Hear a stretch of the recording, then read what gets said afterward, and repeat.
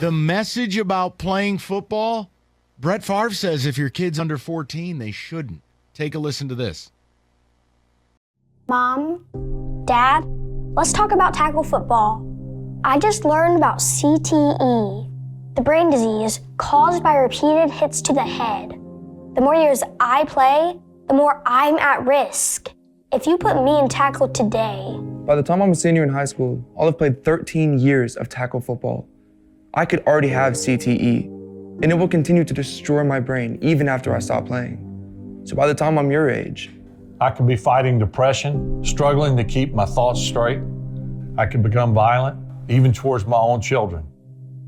When I'm your age, what will matter to me is not my youth football career, but that, like you, I'm a great parent and I can provide for my family. So please, keep me out of tackle football until I'm 14. When I saw that today, I almost fell over. I immediately texted the guys and I went, add this to the sheet.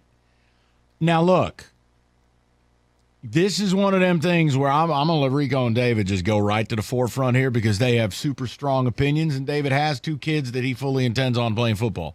The science they're claiming, and Boston University, I believe, is a part of this, is that every year your kid plays ball under the age of 14, they increase their likelihood of getting CTE by 30%. That's their science. Don't ask me. Gentlemen, good afternoon. Take it away. Well, here's the thing. It sounds great on paper, and you may have some parents who will go that route, but I'll tell you this, all it's going to do is create really the haves and the have-nots when it comes to kids playing football. It's pretty much what's happened in baseball. Great example of that. Baseball, they were worried about the concussions and the helmets and all of that, and with the aluminum bats, and they wanted to make things fair, so they watered down Little League Baseball. So now if you want to play real baseball, you got to go to Travel League. Other than that, you go to what I like to say, the Juice Box League, where everybody gets a trophy and everybody wins and everybody feels happy at the end of the games. What's the score? We don't keep score. Did you have fun? Same thing is going to happen with football. Parents who really want their kids to play football will find a way to get them to play football, and you will see more specialized teams a la like the travel teams or 7-on-7 teams or things like that to really get them acclimated to football. And then there's others who'll say, no, I don't want my kids to get hit. You put them at a disadvantage. So when they're 14, they're so far behind the other kids who have played since they're 8 and 9, it's not going to be fair. That's when they're going to end up getting all the CTE because they're basically going to be tackling dummies out there because they won't know what these other kids know. It's kind of how we talk about now where, kids in Texas play football year round, and they're just much more developed than kids in Michigan. It's why kids in Texas can go and start in college at whatever college they go to, and kids in Michigan normally have to redshirt. They're not ready yet. So it sounds good on paper, but I don't think it's something that if you're serious, you're gonna find a way. You're gonna find a league for your kid to play in. I think this is ridiculous that Brett Favre's trying to push this because it's not gonna happen. Well, I don't think it's ridiculous, but I will say this. I've had that debate in my household, Rico. And at this point, my oldest will be 11 next month, has not done tackle. Honestly, I want him to, but it's happy wife, happy life. So at this point in their life, I'm almost resigned to say they just won't play football at this point. Because I've debated that, well, if you start them early, they'll understand. They'll know how to tackle. They'll understand the technique when it comes to it, and they haven't yet. And they've done flag and all that stuff, but that is not different. The same. And I'm not sure my kids are going to be playing tackle football anymore. Because I don't want them to get hurt. David, I hate to say it, but yeah, it becomes so specialized in teaching them. I remember seeing a group of kids that now some are actually in the NFL when they were like in 6th grade. And people said, watch out for everybody on this team. And pretty much everybody on that team went to a Power 5 college. They got recruited to go to different high schools. That's the type of business that this is. Yes, it is. I It's saw it sad. when I was What growing if up. the science? Okay, so hold on a minute. Again, I don't have a dog in the fight, but what if the science is right?